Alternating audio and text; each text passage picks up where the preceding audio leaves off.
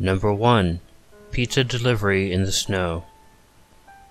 Why is it that winter always brings out the freaks? I hate it. When I was a senior in high school, I was a pizza delivery guy in a college town. For the most part during winter break, business was really slow. During my second year delivering pizzas, I had the worst delivery experience ever.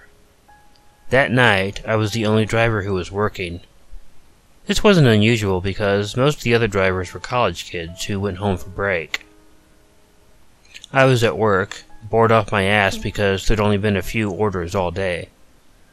While I was hanging out and talking to the cashier, I actually became grateful for this because a snowstorm was starting up. She was a cute chick and I had been trying to put the moves on her for a while, and each time I came up short. I'd like to think I was making some progress when we got an order for pizza. For many reasons, I was not happy about having to drive in the darkness and in a snowstorm to order a pizza. It was really hard to see, and I had to drive very slow. It was no surprise to me that the pizza was to be delivered to a house out of town, mostly since there were no students anywhere on campus. The road to the house was slippery, but I made it there fine. It was an older two-story house, but there was nothing unusual about it. I pulled my car into the driveway. I was a bit apprehensive at first because there were absolutely no lights on. But I was able to check on my GPS and I was definitely at the right house. I gathered the pizza and the cookie pizza for dessert and got out of my car.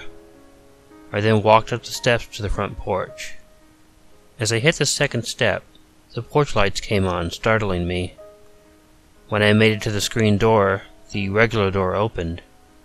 A lady, who looked to be in her 50s or so, I'm not good at guessing ages, lady was old, opened the door. She immediately looked alarmed and opened the screen door. "What are you doing here? Get in the house right now!" Confused, I wasn't about to go into her house.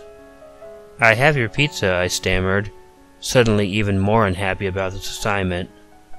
"I didn't order a damn pizza," she told me hurriedly. "I can't fucking believe this is happening. Get in here or you're gonna get killed." "What?" I asked, confused and now more than just a little scared. The woman hurried me into the house, and I went along with it. Once I was behind her and in the house, she locked the door and bolted it. "What's going on?" I asked. "Keep it quiet," the lady told me. "There's a guy outside who has been tormenting me and trying to get into the house. He cut my phone line and I haven't been able to call the police. He's been trying to get into the house and I've just been terrified. He must have called for the pizza to get me to open the door. He probably thought I wouldn't leave a pizza guy out there to get killed." I thought the woman was just crazy, but then I heard a noise. I looked over at the window by the porch, and what I saw made my blood run cold. There was a crazed-looking man on the porch, right by the window, tapping what looked like the tip of a chef knife on the window. And he had gotten to the porch so fast, I realized he must have been on the porch at the same time that I was. "Holy shit!" I yelled, dropping the pizza and the cookie on the ground. As soon as I did, the man disappeared. I reached for my cell phone to call the police, but the old woman stopped me, telling me she had tried her phone and she couldn't get a signal. She was just trying to keep quiet in the house and didn't want me even trying to talk on the phone. "That's insane," I told her. "Don't you have a gun or something?" She told me she didn't keep a gun. I suggested that we go into the kitchen and get a knife, wondering why this dipshit of a woman didn't do this already, and she agreed that was a good idea. I followed the lady into the kitchen, and we weren't in there a few seconds when I heard another tapping on the window. I turned and looked at the kitchen window, and saw the man again, tapping his knife on the windowsill, before disappearing again. I ran over to the knife block, and then I noticed something. The woman's chef knife was not in her knife block. I mentioned this to her, and the woman's entire demeanor changed. She told me, "That's because my husband has it, and he'll be coming into the house now."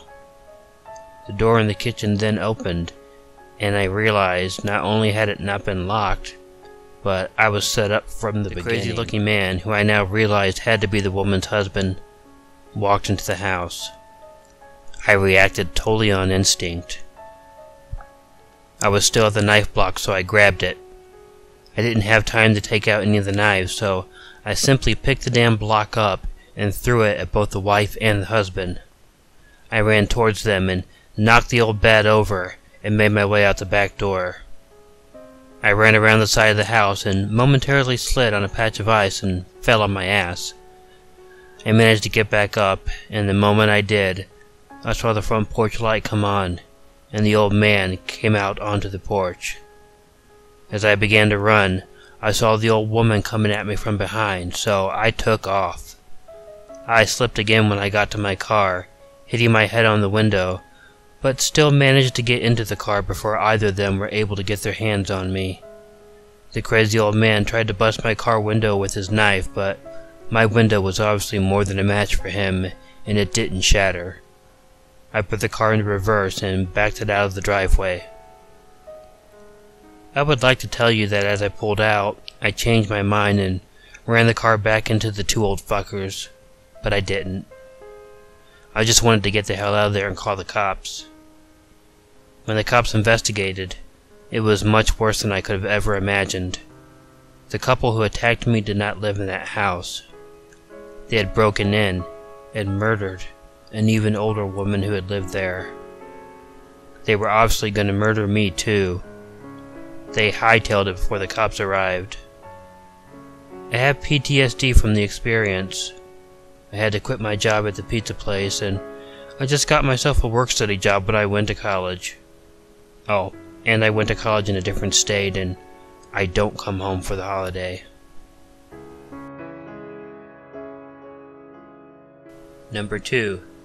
Basketball practice. When I was a sophomore in high school, I joined the basketball team. Although I made the team, I rarely got to play.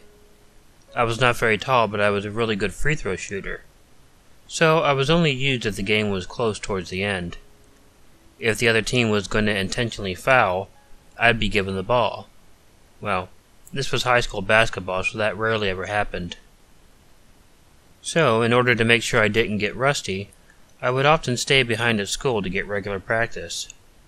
Many times I ended up being one of the last people to leave the school building each day.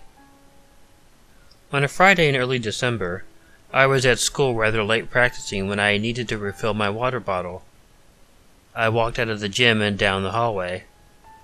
Along the way, I noticed that somebody was standing outside a set of double doors. When he saw me, he started banging on the door.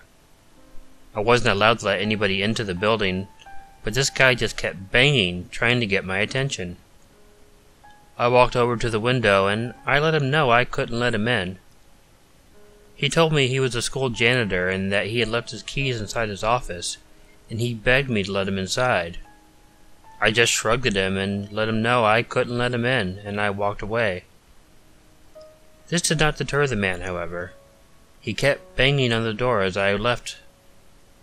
After I filled my water bottle up, I walked back to the gym, and this guy was still there, banging on the door, trying to get my attention.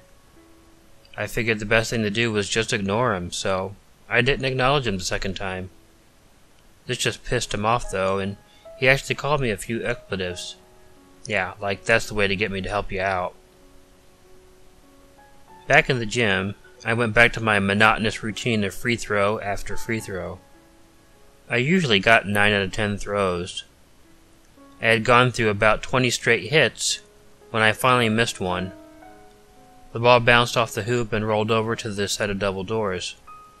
As I walked over to it, I noticed it was now snowing pretty hard outside.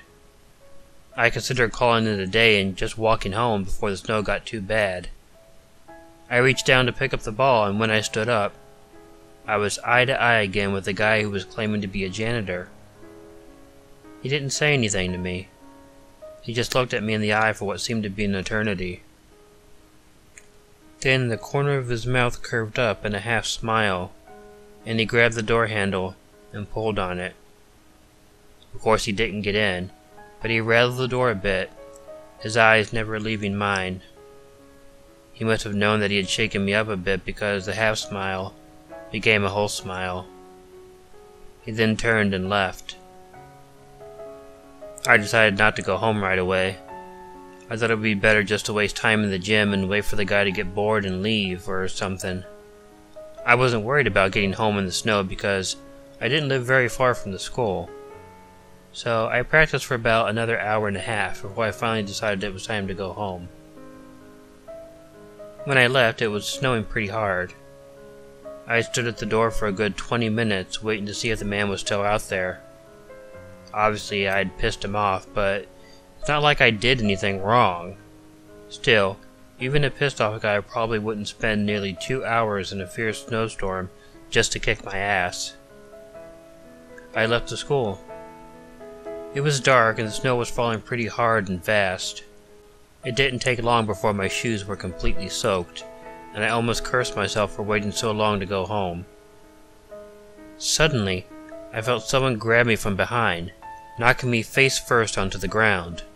I fell hard and got snow in my eyes and dropped my backpack. When I finally was able to get the snow out of my eyes, I turned around and saw the guy from earlier standing behind me with my backpack in his hand. I was scared to death at first, thinking he was going to beat the crap out of me for not helping him out earlier. He simply stood there in the snow, not moving. Then he put his hand out to offer to help me up. I was cautious to accept it, but I finally did. He helped me back up and then just handed me my backpack. All the while he just kept looking at me in the eyes, the half smile still on his face. I reached out and grabbed my backpack and tried to pull it over to me. At first he held on tightly to it. After a while though, he released his grip. I took my backpack and nervously thanked him for helping me up. He did not respond, he just smiled at me. Nervously I turned and began to walk home, although I kept watching him as I walked away, completely expecting him to totally rush me. He didn't do anything. He didn't even slowly follow me. He just stood there, watching me as I walked home. I turned on 2 streets and actually went around the block so he could not know where I was going to. By the time I got into my house, the man was nowhere around. My parents were home and I felt completely safe. I got cleaned up and had a nice dinner with them. By the time my parents had went to bed, I'd nearly forgotten about the encounter. I decided to do a little bit of homework before bedtime, so I went into my room and went over to my desk. Picking up my backpack, I put it on my desk. I opened it and reached in to grab my notebooks, and noticed they were wet. I was pissed off at myself for getting snow in my bag. However, when I drew my hand out, it wasn't snow. It was blood. At first I dropped my bag to the floor. Freaked out, I grabbed the bag by the bottom and dumped the contents onto the floor. Along with my books, pencils, and notebooks, half a body of what appeared to be a Yorkshire Terrier fell out onto the floor.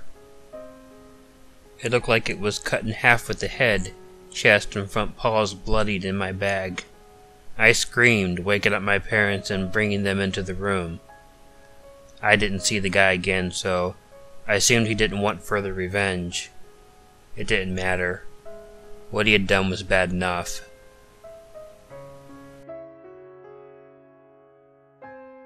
Number 3. The Snowstorm. When I started working out years ago to get into better shape, I had what I considered to be an ingenious idea. The gym was only about a mile away from my house, so in order to get the best workout that I could, I would walk to the gym for a warm-up, and my cool-down would be the walk home. That way, I would get 2 miles of walking added onto my workout every day. It worked out great, and I began losing weight very quickly. Now, I have to admit that once it started getting cold and snowy outside, I felt like I should just drive to the gym. But It had become such a part of my routine that I wasn't able to quit even when it got cold. The one time I tried driving, I felt really guilty about it, so I didn't do that again. I just kept walking. The night my story takes place is one where I definitely should have driven.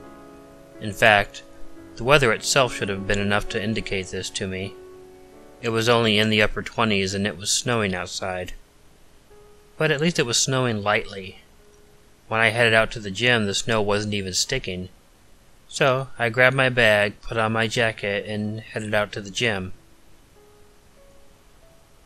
I live in a small suburban town and it was already dark out. There weren't many people out on the streets, and that was really the way I liked it. I felt like I had the whole town to myself. As I walked along, the snow began falling a bit harder. My visibility became more limited, but it wasn't enough to get me to turn around and go home. The snow was not sticking, and I still thought I would be fine. When I turned the corner past the liquor store, I jumped a bit when another man was coming around the corner. He was a little smaller than I was, and wasn't dressed well for the weather. He was wearing jeans and a jean jacket. We nearly collided. "Whoa, sorry, excuse me," I said to the man.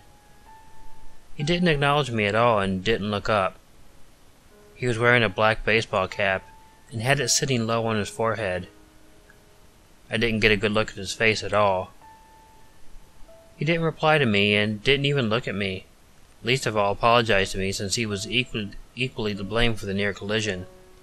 As the man walked by, I shook my head and under my breath commented lightly, "Asshole." Right out of the corner of my eye, I saw the man stop. I froze because I couldn't believe that he heard me. I looked at him and saw that he had turned around and was looking at me. The snow was falling harder now, and his face was obscured by the falling snow. He just looked at me and didn't say a word. He made no attempt to communicate with me or move towards me, so after a few moments I apologized and decided to make my way back to the gym. Although I turned, I kept looking over my shoulder to see if the man was following me. He didn't, but he did stand there for a long time, not moving as I walked away. I didn't feel calm at all until I got to the gym. It was a 24-hour facility but had no active staff there after 5 p.m. So I had a key card that gave me access to the building. But I felt very safe getting there because unless the guy was a gym member, he had no way of getting into the building. I was alone at the gym, which I preferred. The town I lived in wasn't huge, so coupled with the snow, it wasn't too surprising that nobody was going to work out. One side of the building was all windows, and I kept watching out of them while I worked out. The snow just fell harder and harder, and it began sticking. After I had lifted some weights, I got onto one of the treadmills, which was right in front of a window. I got on it and began jogging. I was jogging for about 15 minutes, and I noticed that the snow was piling up. It was also falling so hard now that there was very little visibility. Hell, I could only see a few feet in front of the gym. The falling snow began having a bit of a hypnotic effect on me, and I just stared out into it as I jogged. And suddenly the man in the jean jacket stepped out of the falling snow into my line of sight and shocked me on my trance. This caught me off guard and I tripped, falling onto the tread, which then knocked me onto the floor. I cursed myself for not wearing the shutoff key, but I wasn't hurt that bad. Looking up, I noticed the man was gone. I shook my head, thinking that he had just wanted to startle me and had gotten his revenge for me calling him an asshole, and then likely went on his way. I finished my workout, which took about an hour. During the whole time, the man never showed up again, so I figured I was right. I wasn't worried. Over a foot of snow had accumulated since I got to the gym, and it was still falling steadily. I was dreading the walk home, but figured I should just get it over with. I flipped my bag over my shoulder and made my way out into the snow. It sucked walking home, with my feet trudging through the over foot of snow, and the snowflakes falling and stinging my eyes. I had to keep blinking in order to even see where I was going. I had to walk slowly because my visibility was still impaired and I couldn't see very far. I swore to myself I'd never do this again, and whenever it snowed in the future, I would just drive to the gym. I then turned the corner at the liquor store. I stopped when I saw the man again, this time standing in front of the door of the liquor store, facing right at me. I was so startled I slipped and fell on my ass in the snow. I looked at the guy and he didn't move. This time I noticed he was wearing a strange white mask. It had no features, just eye holes. It shook me and I quickly got to my feet. The guy didn't move, however. He just kept looking at me. A bit rattled, I just figured he was hanging around the liquor store for some reason. Grabbing my bag, I headed on my way, while watching him as closely as I could. However, I couldn't see beyond a few feet, so it wasn't long before I couldn't see the man anymore. The walk home was scary as hell. The snow kept falling. I was scared about tripping. It was so cold and the snow was freezing on the ground, and I had to walk slowly to keep from sliding. I kept looking behind me to see if the man in the jeans and the mask was following me. That 1 mile walk seemed like such a longer journey than usual. As I was slowly putting one foot forward, I looked behind me to see if the guy was following me, and I turned and I was face to face with the white mask. This time, however, he didn't just stare at me. He grabbed me and pushed me down, which was easy because of the ice. I was bigger than him, but he had leverage, and he used it. Before I had a chance to get up, he kicked me right in the crotch. While I was holding myself, I looked at him and he pulled out one of those butterfly knives. I felt a jolt of terror, and despite the agony I was in, I tried to get up and run. The guy quickly moved and he was on me, pinning me to the ground. I tried pushing him off, but I couldn't at first. He took the butterfly knife and pushed it up against my cheek. The blade punctured my skin, and I felt the blood as I looked into the dark eyes behind the white mask. I felt the blade slide against my skin, and felt the blood coming down my cheek. I really thought I was going to die right there. Then, feeling a surge of fear, something caused me to strike out, and I got the guy right in the balls like he had done to me. He dropped the butterfly knife and I was able to kick him off me. However, he recovered much quicker than I did, and as I turned to get up and run, he must have grabbed the knife and stabbed at me, slicing through my shoe and cutting my foot. I fell down again, hitting my face on the concrete of the sidewalk. For once I was thankful for the foot of snow because it cushioned the fall. Still, I felt tears falling down my cheeks because I was so convinced that I was about to die. I tried to get up again and something finally went my way.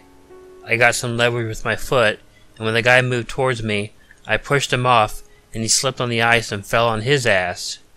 He dropped his knife into the snow, and I kicked some snow into his eyes. I have no idea what effect it had because I turned and just booked out of there as quickly as I could. I tripped a few times, but I moved much faster than I ever did. The rest of the walk home was terrorizing as I had no idea if this psycho was following me at all. I could never see more than 3 or 4 feet in front of me, or behind me. But I made it home safely. I locked the door and called the cops. The police came and took a statement. They wanted me to come to the station after I went to the hospital for my cuts. It wasn't until I arrived that I found out why they wanted me there. It turns out that liquor store had been held up earlier, and the cashier had been stabbed to death.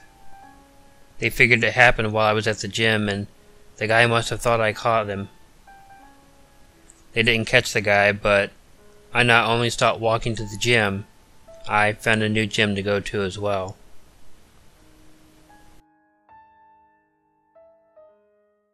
Hey everyone, if you liked the preceding video and any of the stories within, please feel free to like and or subscribe to the channel by hitting the button next to the vicious orange cat on the screen. The first and third stories were submitted by channel subscribers, while the second was told to me by a guy at the gym I work out with. Interestingly enough, we were chatting and my channel came up. He decided to tell me about the experience he had while he was in high school. I thought it was much better than the story I was going to use, so I decided to use it instead. I want to thank everybody for the positive response about the 2 David H. Keller stories. I just wanted to try something a little different, and I'm glad they were both liked. If you have any stories that you'd like to be read on the channel, feel free to email them to me. I have included my email address in the description of the video. Thanks again for listening, and as long as you're listening to Killer Orange Cat in the Dark before bed, you can always be sure that you're never truly alone.